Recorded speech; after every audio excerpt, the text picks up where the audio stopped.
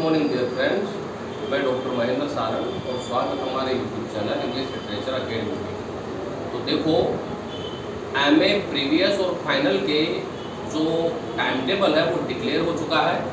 जैसा कि 12 अप्रैल से एमए प्रीवियस के एग्ज़ाम शुरू हैं और 16 से एमए फाइनल के एग्ज़ाम शुरू हैं। टाइम टेबल आ चुका है, मैं टाइम टेबल के बारे में वीडियो बना चुका है। अब बात करते हैं कि इसकी तैयारी कैसे करें। तो अपन पहले सेकंड, थर्ड और फोर्थ पेपर के बारे में बात करेंगे एमए प्रीवियस के। तो पहले बात करते हैं सेकंड पेपर की।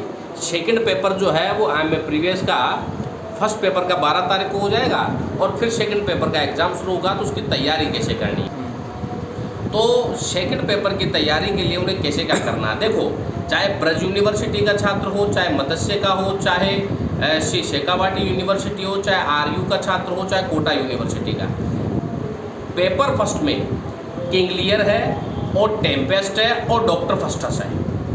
तो सबसे पहले सेक्शन ए में हमें डॉक्टर फस्टस हमें पढ़ना है। डॉक्टर फस्टस जो मार्लो के द्वारा लिखा गया एक ट्रेजेडी प्ले है, जिसमें यहाँ पर डॉक्टर फस्टस एक कैरेक्टर है जो ओवर एम्बिशियस नेचर का व्यक्ति रहता है और वह किस प्रकार मेफिस्टोफिल्स के बहकावे में आता है और किस प्रकार वो लूसीफर को अपनी आत्मा बेच देता है। यानी कि यहाँ पर धर्म, अच्छाई और बुराई के बीच की लड़ाई के संघर्ष को इसमें बताया गया है। जैसा कि मैंने कहा कि ये ट्रेजेडी प्ले है। यहाँ पर जो ट्रेजेडी होती है वो डॉक्टर फस्टस के साथ होती है, या यूँ कह सकते हो कि एक ट्रेजिक हीरो के रूप में डॉक्टर फस्टस को बताया गया है। और यहीं पर ही एडम और ईव की कहानी आती है और किस प्रकार लूसीफर के द्वारा जो शैतान रहता है वो ईश्वर के खिलाफ जो है एक गृह युद्ध छेड़ता है, एक धर्म युद्ध छेड़ता है और ईश्वर किस प्रकार उसे पनिश करता है और किस प्रकार एडम और ईव जो है वो ईश्वर के दिए हुए निर्देश का पालन करते हैं। लेकिन डॉक्टर फस्टस जो कि ओवर एम्बिशियस का रहता है, वो सब कुछ पाने के लिए वह लूसीफर का शिकार हो जाता है, अपनी आत्मा उसे बेच देता है। अब बात करते हैं किंग लियर की। किंग लियर जो भी है ये भी एक ट्रेजेडी प्ले है। इसमें किंग लियर जो है वो एक ट्रेजेडी कैरेक्टर रहता है। आपके जो प्रश्न पूछा जा सकता है वो इसका ट्रेजिक हीरो का भी पूछा जा सकता है, या पूछा जा सकता है कि डिफाइन की किंग लियर जो है वो एक ट्रेजेडी प्ले है, या पूछा जा सकता है इसमें दो प्लॉट कौन से हैं। तो किंग लियर के दो प्लॉट हैं, एक प्लॉट है किंग लियर का और दूसरा जो प्लॉट है वो है इसमें अर्ल ऑफ ग्लाउस्टर का। दो प्लॉट है यहाँ पे। किंग लियर की 3 बेटियां हैं, गोंद्रिल है, रीगन है और कोर्डेलिया है, और उधर इसके 2 बेटे हैं, एडमंड है और एडगर है। और किस प्रकार सारे के सारे कैरेक्टर जो है आपस में लड़ते हैं और मर जाते हैं। गोंद्रिल और रीगन भी मर जाती है क्योंकि गोंद्रिल जो है वो फांसी लगा लेती है और रीगन सुसाइड कर लेती है, क्योंकि एडमंड के संबंध जो है वो दोनों से रहते हैं। और यहाँ पर एडगर अपने भाई एडमंड से बदला लेता है। क्यों? क्योंकि एडमंड ने उसके पिता की आंखें फुड़वा दी, उसे जेल में कैद करवा दिया था, क्योंकि एडमंड नाजायज संतान था। तो एक तरह से पूरी तरह से ट्रेजेडी है। आप अगर इसे पढ़ रहे हैं तो ध्यान रखें, डॉक्टर फस्टस और किंग लियर का जो भी आंसर शुरू करें तो मैं 5 पॉइंट शुरू के मैं बता देता हूँ। राइटर का इंट्रोडक्शन, ड्रामा का इंट्रोडक्शन, थीम, प्लॉट, समरी और कैरेक्टराइजेशन। फिर इसके बाद में इसके ट्रेजिक हीरो के बारे में बताइए, इस प्रकार ब्रिटिश कल्चर को बताइए और किस प्रकार अच्छाई और बुराई के बीच में संघर्ष को डॉक्टर फस्टस में बताया गया है और किस प्रकार जो है वो रिवेंज ट्रेजेडी को इसमें बताया गया है किंग लियर में। इसे पढ़िए। टेम्पेस्ट भी एक अच्छा प्ले है, विलियम शेक्सपियर के द्वारा लिखा गया, जिसमें प्रोस्पेरो की कहानी है और मिलान के राजा की कहानी है कि किस प्रकार प्रोस्पेरो अपने ही भाई एंटोनियो के द्वारा ठगा जाता है और किस प्रकार इसमें सुपर नेचुरल एलिमेंट को बताया गया है। तो आप इसे आसानी से लर्न कर सकते हैं। अब चलते हैं सेक्शन बी में। सेक्शन बी में बेकन के ऐसे हैं और डन की मेटाफिजिकल पोइम्स सारी की सारी।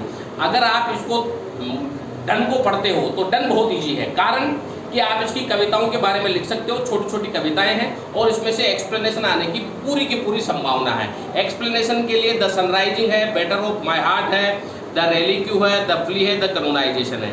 ये इसकी कविताएं हैं। अगर आप लाइन टू लाइन इन कविताओं को पढ़ेंगे, ध्यान से करेंगे तो आपको इसके आंसर अच्छे मिलेंगे। याद रहे, डन का 101% क्वेश्चन आएगा, या तो मेटाफिजिकल पोएट्री का पूछेगा, या लव या रोमांस को पूछेगा, या आपसे पूछा जा सकता है कि डन ने किस प्रकार इसमें सोल लव को और स्पिरिचुअल लव को इसमें बताने की कोशिश करी है। तो जैसे कि द फ्ली अगर आपने पढ़ी हो, रेलिंग को अगर आपने पढ़ी हो, वाटर माई हार्ट आपने पढ़ी हो, सनराइजिंग पढ़ी हो, कैनोनाइजेशन पढ़ी हो, तो इन सब में सोल लव और डिवाइन लव को बताया गया है।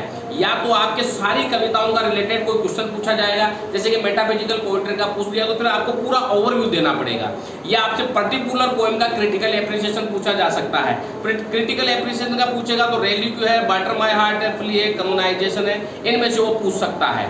तो आप अगर डन को चूज करते हो तो आपका लॉन्ग क्वेश्चन भी होगा और आपके इसमें एक्सप्लेनेशन भी पूरी होगी। अब चलते हैं सेक्शन सी में। तो सेक्शन सी में आपके पैराडाइज लॉस्ट है, पैराडाइज लॉस्ट पे से 101% क्वेश्चन आएगा। वही कहानी है जिसमें शैटन रहता है, किस प्रकार ईश्वर के खिलाफ विद्रोह करता है, किस प्रकार ईश्वर जो है वो एडम और ईव को भेजता है एडन के गार्डन के निर्माण के लिए, और किस प्रकार शैटन जो है वो एडम को बहका करके उसमें पाप और मृत्यु का पाठ उसे पढ़ाता है, किस प्रकार एडम उसके चक्रों में आकर के किस प्रकार वो संतान उत्पत्ति करता है जो ईश्वर नहीं चाहता था।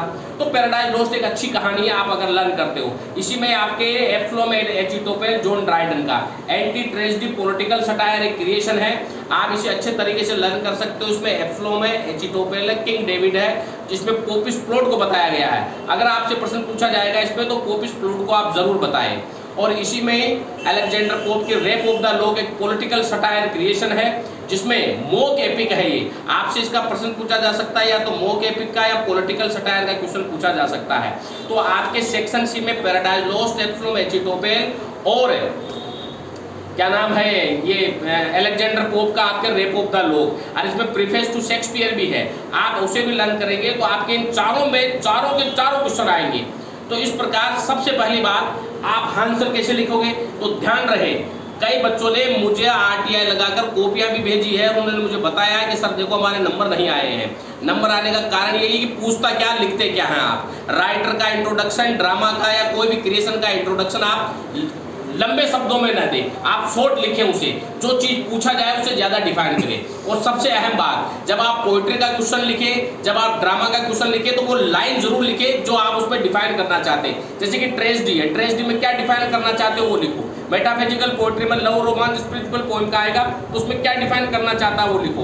मोक एपिक कैसे, रेप ऑफ द लॉग और पॉलिटिकल सटायर कैसे, एब्सलोम, एचिटोपेल और रिलीजियस क्रिएशन कैसे, पैराडाइज लॉस्ट, ये आपको लिखे। आप इसमें से कोई कोटेशन लर्न कीजिए, पोएम की लाइनों को लर्न कीजिए और उनको लर्न करके उनमें से लिटरेरी थ्योरी को बताने की कोशिश करें। आप 1 वीक सीरीज और 5 बुकों की मदद से एक ओवरव्यू देख लेते हैं, एक समरी देख लेते हैं और फिर उस समरी टाइप उसको लिख करके आ जाते हैं। ऐसा नहीं होता है, आप उसके राइम को, उसकी figure of speech, sound, music, उसके कोटेशन को बताइए, लिटरेरी थ्योरी को बताने की कोशिश कीजिए। पूछ रहा आपसे क्रिटिकल एप्रिसिएशन है और आप राइटर का इंट्रोडक्शन लिख रहे हैं, ऐसा नहीं होता है। आप उसकी क्रिटिकल व्याख्या कीजिए कि किस प्रकार उसने उस थ्योरी में क्या बताया है और वो थ्योरी किस चीज से रिलेटेड है, यानी कि लेखक क्या बताना चाह रहा है। जैसे पैराडाइज लॉस्ट में उसने रिलीजियस क्रिएशन को बताया है, उसने रिलीजियस द्वंद्व को बताया है कि किस प्रकार शैतान जो है वो बुराई को फैलाना चाहता था और किस प्रकार गॉड जो है वह किसी भी मनुष्य को जो उसने निर्माण किया था उसे पाप के मृत्यु के फेर में नहीं डालना चाहता था। तो ये चीजें आप उसमें एक्सप्लेन कीजिए, और ये चीजें तभी हो पाएगी जब आप लाइन टू लाइन और डिटेल में पढ़ेंगे। तो आप इस तरह से तैयारी कीजिए। अब जिन बच्चों का फर्स्ट पेपर क्लियर नहीं है वो इस वीडियो को देखने के बाद मुझे ज़रूर कमेंट करें, मुझे बताएं कि उन्हें क्या समस्या आ रही है, तो मैं फर्स्ट पेपर के ऊपर एक पूरा वीडियो बनाऊंगा और मैं कोशिश करूंगा कि आपका 12 तारीख का पेपर अच्छा जाए। अब जिन छात्रों के पास में पूरा मैटर नहीं है वो मैटर मेरे से यहाँ से ले सकते हैं। मैटर उन्हें पूरा PDF में मिलेगा, एग्जाम ओरिएंटेड मिलेगा, पूरे कंप्लीट नोट्स मिलेंगे जो उनके एग्जाम के लिए बहुत फायदे होंगे। जिनको भी यहाँ से कोई सेवाएं लेनी है, जिनको भी कोई ज़रूरत है वो ज़रूर कॉल करें। मेरे फ़ोन नंबर है 99286699028963043837।